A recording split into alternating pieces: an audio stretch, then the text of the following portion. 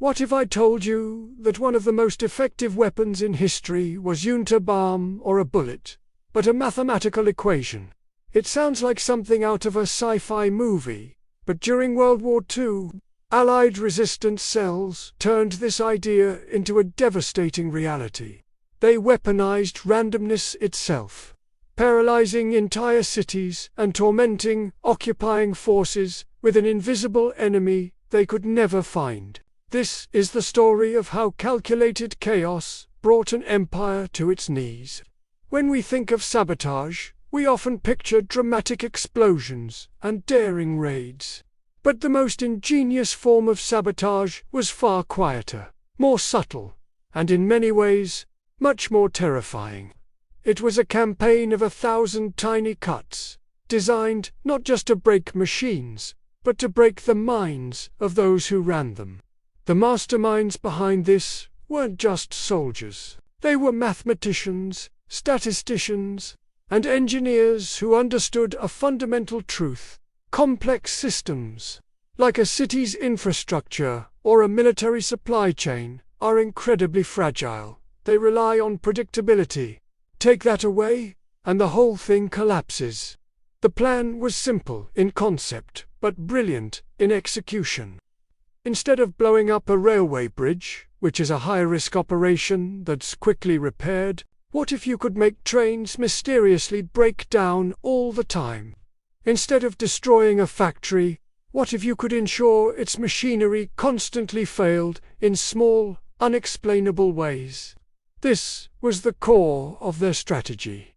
Introduce low-level, unpredictable friction into every critical system controlled by the enemy. Let's dive into how they did it. Allied cells were provided with what were essentially recipes for randomness. These weren't bombs, they were instructions. For example, a manual for railway workers might say something like this: when lubricating locomotive axles, use slightly less oil than recommended, but only on every third or fifth train. When sorting cargo, subtly mislabel one crate in every 50. When filing paperwork, make a tiny, hard-to-spot error on every 10th form. Individually, each of these actions was insignificant. A single under-lubricated axle might not cause an immediate breakdown. One mislabeled crate is an annoyance. A clerical error is just a headache. But when thousands of these tiny acts of sabotage were happening simultaneously across an entire network, the cumulative effect was catastrophic. Imagine you're a German quartermaster trying to supply troops on the front lines. You're expecting a shipment of ammunition, but it never arrives. You check the records, and the train that was supposed to carry it broke down 100 miles away due to a seized bearing. Annoying, but it happens. The next day, a shipment of winter coats ends up in the wrong city because of a labeling error. Then, the paperwork for a fuel convoy gets lost, delaying it for days. Each incident, on its own, seems like a normal, everyday failure. A mechanical fault, a human error, just bad luck. There's no single person to blame, no bomb crater to investigate. It's just ... chaos. This is where the psychological genius of the strategy comes into play. The occupying forces were fighting a ghost. They knew their logistics were falling apart, but they couldn't find the cause. They would double-check maintenance procedures, fire supervisors, and implement stricter controls. But the problems would persist, just shifting to a different part of the system.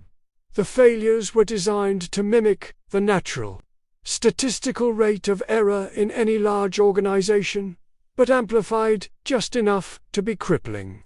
The enemy was trapped in a nightmare of statistical anomalies. They were trying to find a pattern in what was, by design, pure randomness. The psychological toll was immense. How do you fight an enemy that's hidden in the numbers? The constant, unexplainable failures created an atmosphere of paranoia and incompetence. Officers began to distrust their own men. Soldiers on the ground grew frustrated and demoralized as supplies dwindled. The system wasn't just breaking down, it was being driven insane from within. Every minor inconvenience, every delay, became a source of suspicion. Did the machine fail, or was it sabotage? Was the worker incompetent, or a traitor? This constant uncertainty was more draining than any physical battle. Let's look at the urban infrastructure. Power grids, communication lines, water supplies all became targets. But again, not through dramatic attacks. A telephone operator might accidentally cross a few lines each day. A power station worker might subtly tweak a gauge, causing a minor, temporary brownout. A city planner might approve a road repair schedule that created maximum traffic congestion for military vehicles. These weren't acts that would make the headlines.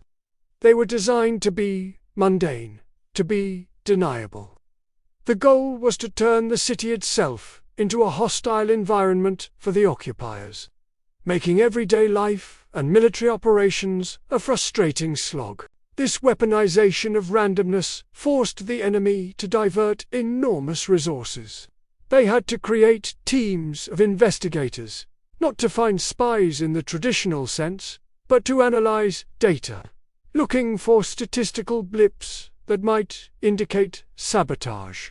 They were essentially trying to find a needle in a haystack, except the needle was invisible and constantly moving.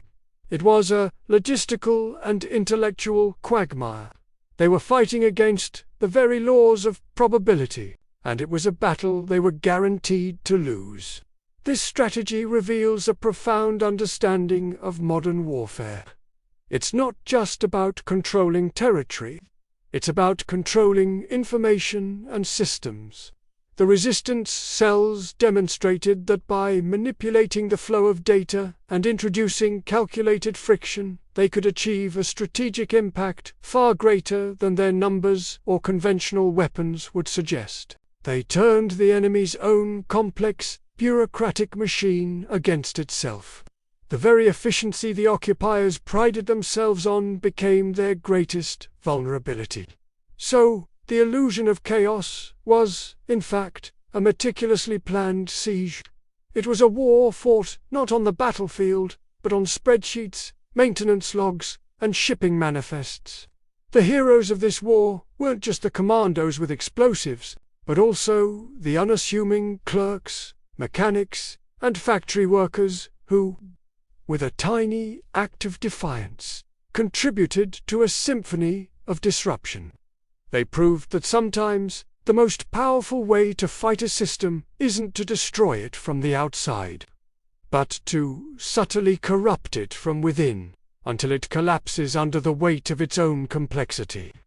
It's a chilling reminder that in our own hyper-connected world, the most significant threats might not be the ones we can see, but the ones hidden in the data, waiting to turn order into chaos. Thanks for watching. If you found this dive into the hidden history of warfare interesting, make sure to hit that like button and subscribe for more stories that challenge the way you see the world. See you next time.